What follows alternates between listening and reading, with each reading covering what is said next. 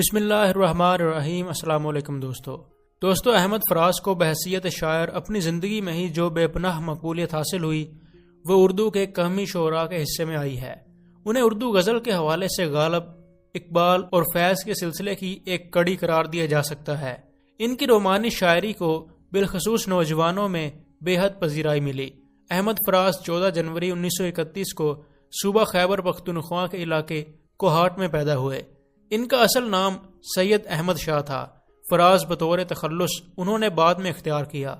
ابتدائی تعلیم کوہاٹ میں ہی حاصل کی۔ گھریلو ماحول مذہبی روایات اور دینی اقدار سے آراستہ تھا۔ کوہاٹ سے پشاور نقل مکانی ان کی عملی زندگی کا ایک اہم واقعہ ثابت ہوئی۔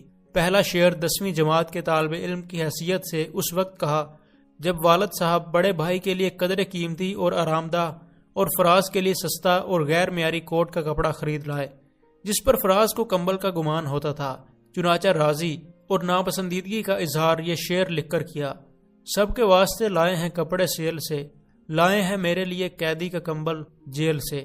پشاور میں حصول علم کے دوران ریڈیو پاکستان سے بحیثیت رائٹر منسلک ہوئے۔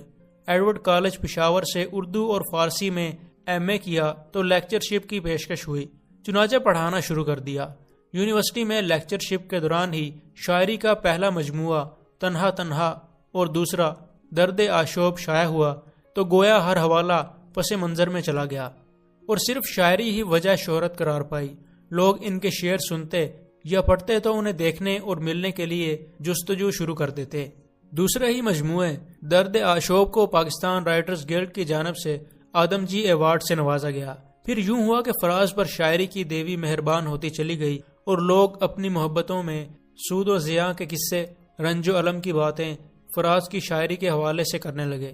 اس کے بعد شب خون، نایافت، میرے خواب ریزہ ریزہ، بے آواز گلی کوچوں میں، نابینا شہر میں آئینہ، پس انداز موسم، سب آوازیں میری ہیں، خواب گل پریشاں ہے، غزل بہانہ کرو، جانا جانا، عشق جنوں پیشہ جیسے شاعری کے مجموعے منظر عام پر آئے۔